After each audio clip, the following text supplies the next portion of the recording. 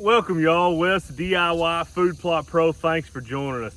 Today we're standing out in the Lablab soybean plot. Now that season has opened, it opened last weekend, I wanted to take you guys on a recap, tell you if they were effective at drawing those whitetails early in the fall like we hoped that they would be. Now you can see behind me we have a few weeds scattered in and amongst it. Not really a big deal to me, but we have got extreme growth here from the soybeans and Lablab. I will say that the deer have targeted the soybeans more than the Lablab. I believe they are eating both. This plot was planted in late July, I believe.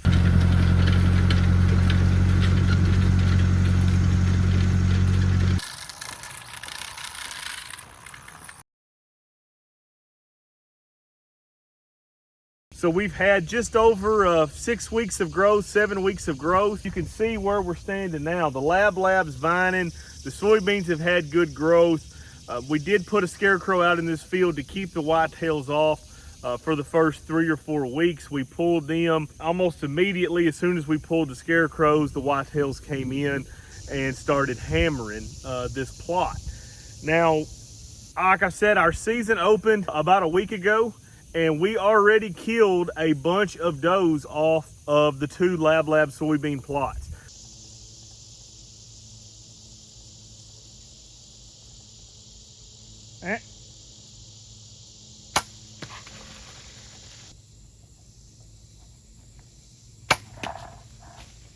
That was the entire point of these plots that I planted, was to fill that void for the whitetails when the original soybeans that were planted April, May started turning. Most of our soybeans around here started turning yellow. If you've ever hunted soybeans, when they start turning yellow, your hunting's about over on that plot or field. Whitetails will leave them very quickly when that plant starts to die and start turning yellow.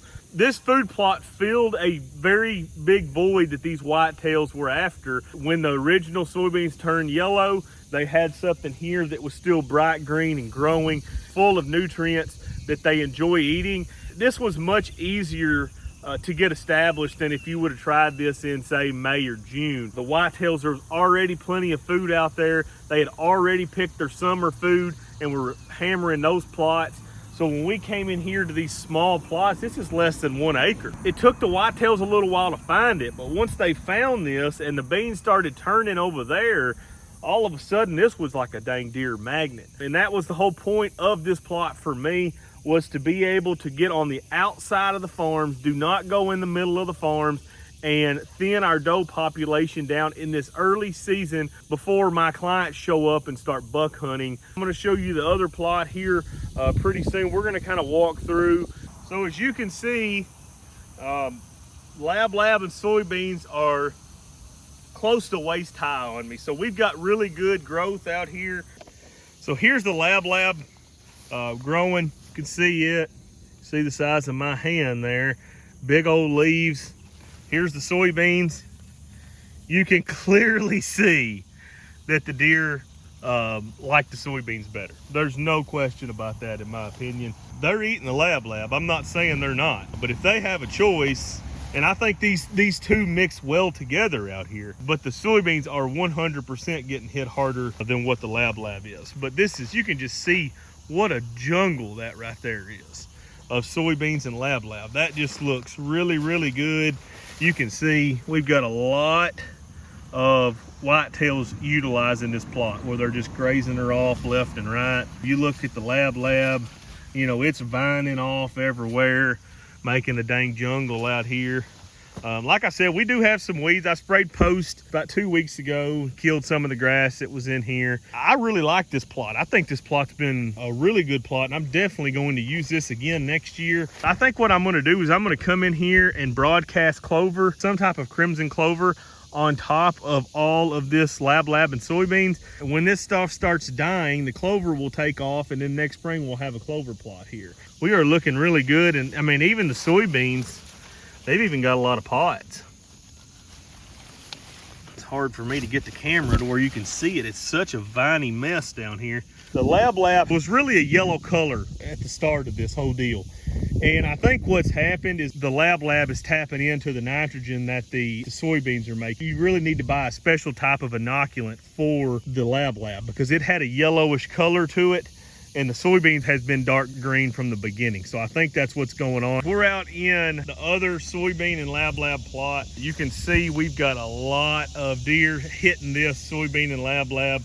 You can see the Lablab is not as big here in this field. This is really poor soil, and it's a tiny plot. It's less than 1/4 of an acre, so it is not going to stand up to the graze pressure that the other bigger plot, the 3/4 acre plot would do. You can see some cockaburras out there, 3 of those out there. That's ugly as sin, but the light colored green is the Lablab and the dark green is the soybean. We have had a tremendous amount of deer using this plot. The stand is right here. I had my buddy from Redline Outdoors come up here and help me thin some of these does down early in the season. He's a phenomenal hunter. Go check his page out. His YouTube channel is Redline Outdoors. His name's Adam Sanderson. He's a really solid dude, just a good guy, good fella. Has a lot of hunting and fishing on his channel, and tell him that DIY Food Plot Pro sent you. He was right here in this stand. He shot a doe right out here in this Lablab soybean plot. Then it went into this little thick stuff right here and died. And it died on a yellow jacket's nest. What's going on is Redline Outdoors has just shot a doe here on the Lablab plot right here. And he goes up to turn it over. You can see them. There's a ton of yellow jackets on that thing. The issue is, he left his camcorder down there. He's already been stung about 8 or 10 times, and he asked me to film this. He wanted to get this on film just so that you guys could get premium footage right here.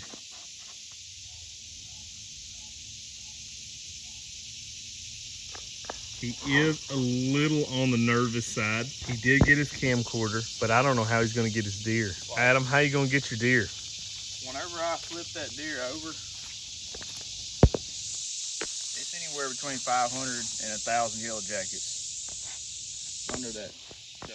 You can see them swarming. That video is coming on his YouTube channel, so make sure you go over that and click like and subscribe on his channel. Let him know that DIY Food Plot Pro sent you. This has really been a solid plot for us. I didn't know how this would do with this being as small an area as what it was, but you can see, I mean, the dang beans are getting just absolutely ate off. I mean, look at that.